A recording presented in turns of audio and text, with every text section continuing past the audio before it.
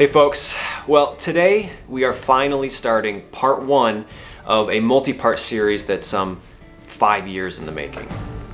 The search for the lost vault of DeGrau. I want to preface this by saying that I am a skeptic of most unbelievable things, sometimes to a fault. And that's exactly how I reacted to this story when Eddie told it to me half a decade ago. Many years ago. I can't even remember where I heard it from. I remember vaguely it involved a young boy meeting an old man on horseback. The man had fallen from his horse, I believe, and the boy had helped him up, and then come to notice his saddlebags were overstuffed with gold and silver bars. The man told the boy, "I'm just coming from this cave up at this location.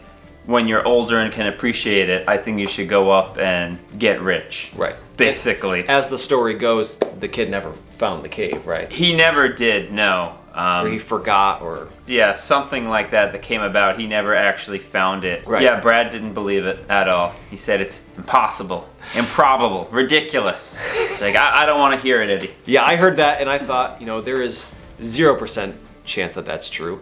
And it's not even worth researching, let alone, wandering around the mountains of Vermont looking for a mysterious cave full of treasure. Until 8 months ago, my friend Mike, who lived 20 miles away from us, told me the same version of that story.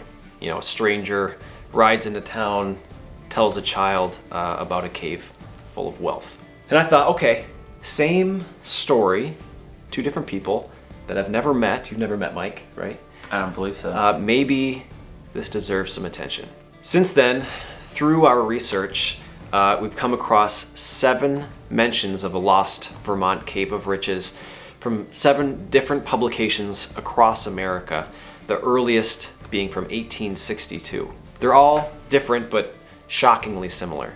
And 6 of the 7 actually name the stranger, DeGrau. The story has a few variations, and the first we'll call the stolen gold. It tells of a Philip DeGrau, who was a sailor in the 1700s, who as part of a mutiny in Boston Harbor stole 4 chests of gold and made his way to Canada with 9 shipmates.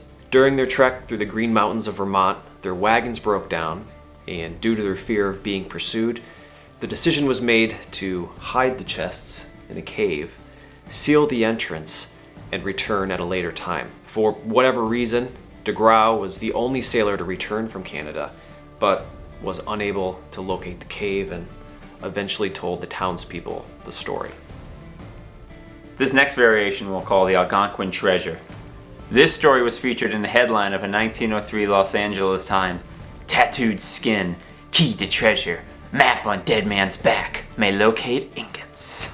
In this story, sometime in the early 1700s, a Robert DeGrau stumbles upon the location of a Vermont Algonquin treasure house full of silver. The map he made, which was tattooed on the back of a sailor, was said to lead to a cave containing untold wealth.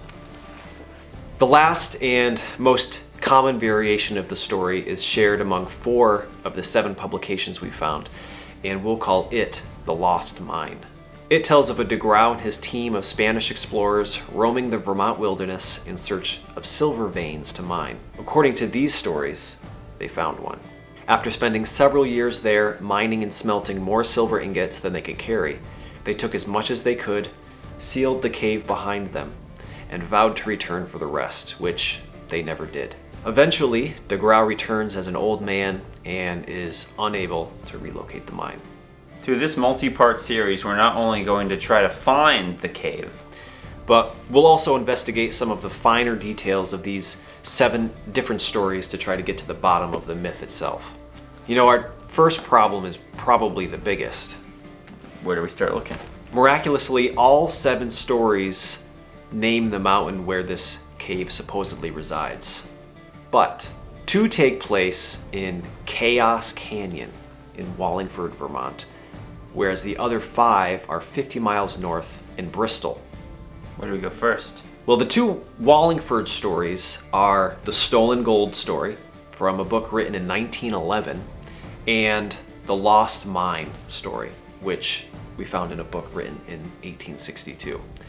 Two of our oldest sources, so I think that's where we should start. I agree. Even though it's January and we have a ton of snow on the ground, you feel like going to Chaos Canyon and see what's in store? See what we're getting ourselves into? Let's go.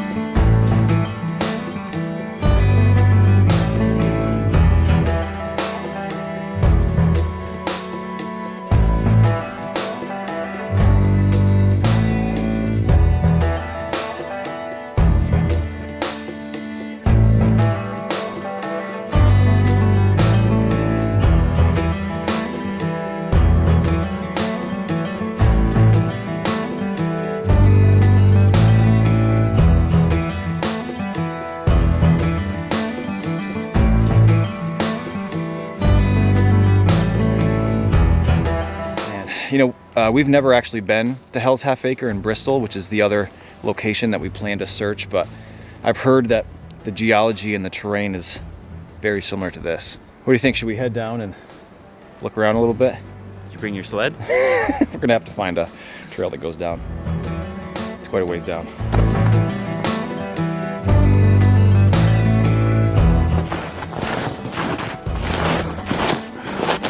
It's steep. It's steep. Well, yeah.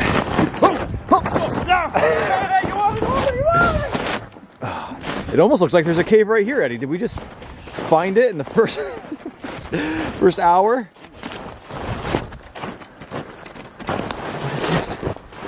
How deep does it go?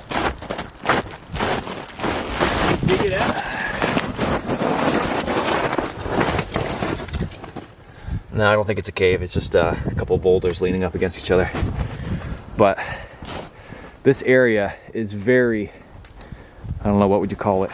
Craggy. Very steep. Very steep. Lots of boulders everywhere. Oh, look at this. There's another one. Another hole. Let's go all the way down to the bottom here. See what we're working with. What'd you find, Eddie? Found possibly the guardian of the lost treasure. Right here in this miniature cave. Do you see it?